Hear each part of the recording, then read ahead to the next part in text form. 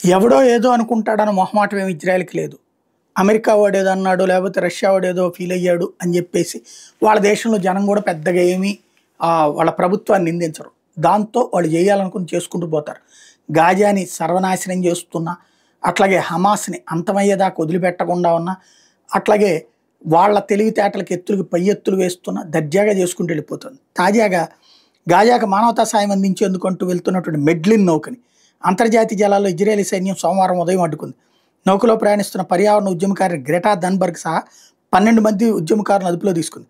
Gaza మీద Israel దిగ్బంధానికి వ్యతిరేకంగా పాలస్తీనాలకు సాయం అందించేందుకు ఈ నౌక ప్రయాణాన్ని ఫ్రీడమ్ ఫ్లోటిల్లా అలియన్స్ సంస్థ ఏర్పాటు చేసింది. నౌకలోకి ఇజ్రాయెలీ కమాండోలు అక్రమంగా ప్రవేశించారట, నిరాయుధైన సిబ్బందిని కిడ్నాప్ చేశారట, ఆహారం, ఔషధాలు, ఇతర అత్యవసర సామగ్రిని స్వాధీనం చేసుకున్నారట అని ఈ పేరుతో ఆ సంస్థ ప్రకటనలు తెలిపింది. గాజా నుంచి 200 కిలోమీటర్ల దూరంలో అంతర్జాతీయ జలాల్లో నౌకని ఇజ్రాయెల్ సైన్యం అడ్డుకున్నట్టు చెప్పింది. ఇజ్రాయెల్ అధికారులు కూడా దీన్ని ధృవీకరించారు. నౌకను ఇజ్రాయెలీ రేవుపట్నం అష్డాడ్కి తీసుకెళ్తున్నట్టు చెప్పారు. అక్కడి నుంచి ఉద్యమకారులని వాళ్ళ స్వదేశాలకు పంపిస్తా ఉన్నారు. వారం క్రితం ఈ నౌక 12 మంది ఉద్యమకారులతో ఇట్లలోని సిసిలీ నుంచి గాజాకు బయలుదేరి నిజంగా సేవ చేయాలనుకున్నాడు, అది చేసేవాడు. పబ్లిసిటీ కోసం చేశారు, వీళ్ళు పబ్లిసిటీ కోసం తీసుకెళ్ళి వాళ్ళని లోపలేశారన్నమాట.